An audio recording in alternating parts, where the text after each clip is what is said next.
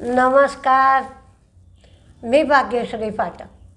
Market आणि मी हा सोप्या मराठीतून शेअर मार्केट समजावून सांगण्याचा माझा एक उपक्रम आहे.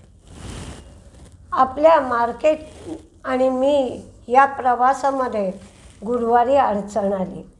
गुरुवारी मी रस्त्यात पडले, त्यामुळे खूप दुखापत झाली. चेहऱ्याच्या डाव्या भागाला दुखापत झाली, हाताला दुखापत झाली. त्यामुळे मी शुक्रवारचा व्हिडिओ देऊ शकले नाही आणि काही कारणही सांगता येईन असं झालं, कारण चेहराही अति सुजला होता, काळं निळं झालं होतं. त्यामुळे मला देता नाही आलं. तर आजचा व्हिडिओ देऊन पाहते आहे कितपत मला शक्य होत आहे. जर शक्य झालं तरच मी पुढे व्हिडिओ देऊ शकेन. आज एक प्रयत्न आहे. काही चूक झाली तर मात्र तुम्हीच शेवटी सांभाळून घेणारेही तुम्हीच आहात. पूर्वीपासून सांभाळून घेतलं आहे तसं आजही सांभाळून घ्या. शुक्रवारी RBIची पॉलिसी आली. RBIने 0.25 रेट कट केला. त्यामुळे मार्केटही तेजीत राहिलं. साधारणपणे 500 पॉईंट मार्केट तेजीत असलेलं पाहता आलं. याचा फायदा NBFCजना जास्त होईल. म्हणजे Mahindra and Mahindra finance, Shriram finance. पण अर्थातच जो रेट कट दिला आहे तो रेट कट बँकांनीसुद्धा पुढे दिला पाहिजे. त्याचा फायदा तरच NBFCना जे पैसे उचलावे लागतात, जे घ्यावे लागतात, कारण NBFC डिपॉझिट घेऊ शकत नाहीत, तर त्यांनाही बँकांकडूनच पैसे घ्यावे लागतात. तर ते पैसे उचल करणं त्यांना स्वस्त पडू शकेल. अमेरिकेमध्ये महागाईचे आकडे आले. ते महागाईचे आकडे अपेक्षेनुसारच आले.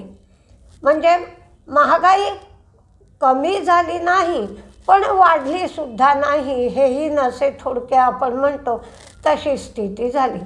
2.80 एवढा महागाईचा आकडा आला. वॉर्नर ब्रदर्स आणि नेटफ्लिक्स यांच्यामध्ये डील झालं. नेटफ्लिक्स ही वॉर्नर ब्रदर्सना खरेदी करेल. पण फॉरेन इन्व्हेस्टर्सची विक्री मात्र कमी होती आहे. 439 कोटीची विक्री झाली आहे फॉरेन इन्व्हेस्टर्सची. तर डोमेस्टिक इन्व्हेस्टर्सची खरेदी आहे 4189 कोटी रुपयाची. तर ही गोष्ट चांगली आहे की फॉरेन इन्व्हेस्टर्सची विक्री कमी होती आहे.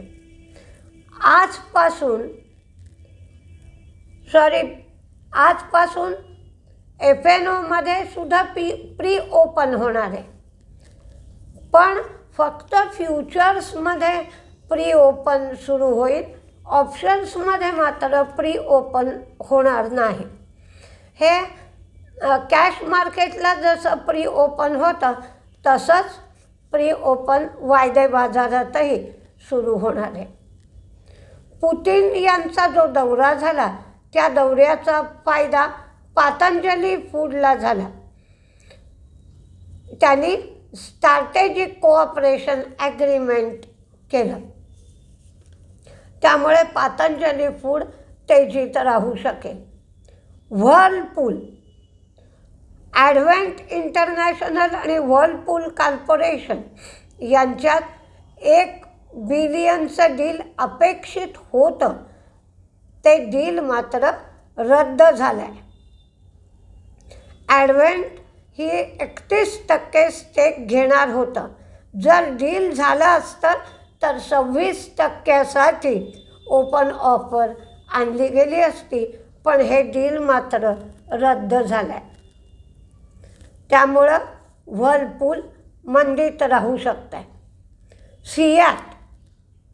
सियाट ही 250 कोटीची अनसेक्युअर्ड डिबेंचर्स इश्यू करणारे NCD, त्यांना मंजुरी मिळाली आहे. आणि सिया टायर्स इंडोनेशिया यांच्यामध्ये 3,800 कोटीची ते गुंतवणूक पण करणार आहे. पंजाब नॅशनल बँकेने त्यांचा रेपो रेटला लिंक केलेला जो रेट असतो तोही 0.25 कमी केला आहे. 8.35वरनं 8.10 केला आहे. NBCC ॲस्पायर लीजर व्हॅली प्रोजेक्टचा पहिला टॉवर जो होता तो त्यांनी पूर्ण केला आहे. यामध्ये 175 युनिट होते. त्याच्या विक्रीतून 485 कोटी रुपये अपेक्षित आहेत आणि याची मार्केटिंग फी जी आहे ती 1% आहे. ती फी NBCCला मिळू शकते. SPML राजस्थानच्या झालावाड इथे त्यांना 207 कोटीचं प्रोजेक्ट मिळालं आहे. हे जलजीवन मिशन अंतर्गत प्रोजेक्ट त्यांना मिळालं आहे. GR इन्फ्रालाही 290 कोटींची ऑर्डर आणि ही त्यांनी 24 महिन्याच्या मुदतीमध्ये ही ऑर्डर पूर्ण करायची आहे. लेन्सकार्ट यांचा 1 महिन्याचा जो लॉक इन पिरियड आहे तो 8 डिसेंबरला संपतो आहे. त्यामुळे 40 मिलियन शेअर्स किंवा आउटस्टँडिंगच्या 2% एवढा स्टेक खुला होणार आहे ओपन मार्केटमध्ये. म्हणजे ते लोक काय विकतीलच असं नाही, पण त्यांच्यावर जे बंधन होतं विकू शकणार नाहीत ते बंधन कॅन्सल झालं. तिरुमलाई केमिकलचं 1 युनिट बंद पडलं. त्यामुळे त्यांना 118 कोटी एवढ्या रेव्हेन्यू कमी मिळेल. तर हा शेअर त्यामुळे मंदीत राहू शकेल. बायोकॉन ही 4,500 कोटीचा QIP करणार आहे. Biocon biologics. पर्सिस्टंट सिस्टीम हे ॲस्ट्रोना ग्रुपमध्ये 100% स्टेक 13.87 मिलियन युरोला घेणार आहेत. बन्सल वायरला एक GST टॅक्स डिमांड नोटीस दिली होती 99 कोटीची. त्यांना लॉटरीच लागली आहे. ही 99 कोटीची GST टॅक्स डिमांड 93 लाख झाली आहे. म्हणजे तेवढे त्यांना कमी पैसे द्यावे लागतील. तर बन्सल वायर हा शेअर तेजीत राहू शकतो. ICICI प्रू AMC यांचा IPOसाठीचा प्राईस बँड 2,061 ते 2,165 एवढा ठरवण्यात आला आहे आणि 12 ते 16 डिसेंबर या कालावधीमध्ये हा IPO येणार आहे. करूर वैश्य बँकेने सुद्धा 0.25नी रेट कमी केला आहे. लँडमार्क कार्सला पुण्यामध्ये शोरूम काढायची आणि वर्कशॉप उघडायचं याच्यासाठी BYDकडून मंजुरी मिळाली आहे. MV फोटोव्होल्टॅनिक यांनी कर्नाटकमध्ये जमीन खरेदीसाठी 212 कोटी रुपये दिले आहेत. ओमॅक्स यांना पंजाबमधल्या रेसिडेन्शियल प्रोजेक्टला रेराकडून 2030पर्यंत परवानगी मिळाली आहे. मुक्का प्रोटीनला 475 कोटींची ऑर्डर मिळाली आहे. इंडिया पेस्टिसाईडला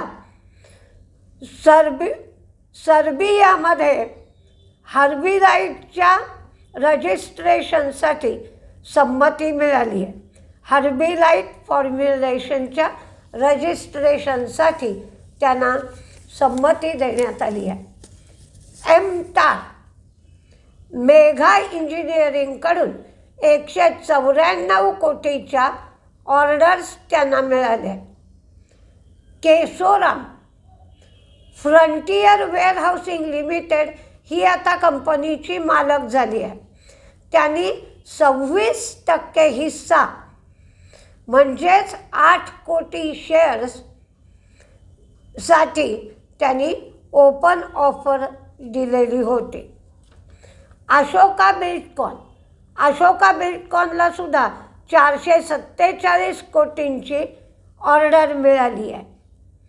HFCL एका आंतरराष्ट्रीय ग्राहकाकडून ऑप्टिकल फायबर केबलसाठी त्यांना निर्यातीची ऑर्डर मिळाली आहे. ही ऑर्डर 656 कोटींची ऑर्डर मिळाली आहे. न्यूजेन सॉफ्टवेअरच्या बाबतीत मात्र चांगली खबर नाही आहे. तर कुवेतच्या कंपनीनी बिझनेस प्रोसेस मॅनेजमेंट प्लॅटफॉर्मसाठी जे टेंडर काढलं होतं ते टेंडर कॅन्सल करण्यात आलं आहे. बायोकॉन ही उरलेली हिस्सेदारी घेणार आहे. त्याची किंमत 550 कोटी एवढी असेल आणि हा व्यवहार 2026पर्यंत पूर्ण केला जाईल. फिनो पेमेंट्स बँकेला स्मॉल फायनान्स बँकेमध्ये बदलण्यासाठी संमती मिळाली आहे. कोची शिपयार्डसाठी खूप चांगली बातमी आहे. स्वित्झर या डेन्मार्कच्या कंपनीकडून ॲडव्हान्स इलेक्ट्रिक टोईंग व्हेसलसाठी त्यांना ऑर्डर मिळाली आहे. ही ऑर्डर 250 ते 500 कोटींची आहे आणि हे नवीन सेगमेंटमध्ये त्यामुळे जातील. तर या ऑर्डरचा चांगला परिणाम कोची शिपयार्डवर होईल. तर कुठले शेअर तेजीत राहतील, कुठले शेअर मंदीत राहतील हे आपण पाहूया. पहिले तेजीतले शेअर बघूया. ICICI Pru, GR infra, ICICI bank, Mahindra and Mahindra finance, Fino payments, Indus tower, GR infra, Biocon, United Spirits, Hindustan copper, ICICI bank, NBCC, Cochin shipyard, IOL chemical, PB fintech, PVR आयनॉक्सचा आत्ता जो धुरंधर हा पिक्चर चालू आहे त्याचं इन्कम त्यांना 100 कोटीच्या आसपास झालं आहे आणि हा पिक्चर तुफान चालतो आहे म्हणून PVR आयनॉक्सचा शेअर दिला आहे. Landmark car, Sundaram finance, L&T finance, Bharti Airtel, Poonawalla Fincorp, Kochi shipyard, MTAR, Maruti, Delhivery, Ashoka Buildcon, Niva Bupa, Patanjali food, JK cement आणि झेन टेक्नॉलॉजी. तर मंदीमध्ये इटर्नलला फार कॉम्पिटिशनला तोंड द्यावं लागतं आहे आणि त्याचप्रमाणे मोठं ब्लॉक डील 1550 कोटींचं होण्याची शक्यता आहे. इंडिगोचा गोंधळ तर सगळ्यांना माहीतच आहे. तिरुमलाई केमिकल, PG इलेक्ट्रोप्लास्ट आणि न्यूजेन हे 4-5 शेअर मंदीत राहू शकतील. Eternal, Indigo, Tirumalai, PG Electroplast आणि न्यूजेन. माझा एक आज प्रयत्न आहे, नाहीतर निराशा येते म्हणून केलेला प्रयत्न आहे. बघा की तुम्हाला नीट ऐकू येत आहे का, नीट बोललं जात आहे का, कारण तोंडावर खूप परिणाम आहे. तर तुम्हाला हा प्रयत्न कसा वाटतोय ते तुम्ही सांगा. सबस्क्राईब करा, लाईक करा, शेअर करा. आणि आजचा तर प्रयत्नच आहे, जर मला करता आलं तरच मी व्हिडिओ देऊ शकेन, नाहीतर मग व्हिडिओ देण्यासाठी काही काळ थांबावं लागेल. बघूया कसं काय काय होतं आहे ते, आणि मार्केट पण कसं काय चालतं आहे ते. इलाज नाही आहे. पडल्यामुळे खरं तर पडल्याची वार्ता देणं ही काय रेडिओ संदेश नव्हे, पण का व्हिडिओ दिला नाही तुम्ही पण काळजी करत असता.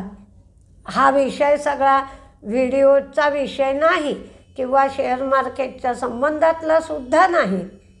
मी शेअर मार्केटच्या व्यतिरिक्त व्हिडिओमध्ये कधीही काहीही बोलत नाही, पण एक कमेंट आली होती म्हणून हा सगळा मी खुलासा केला आहे. नमस्ते.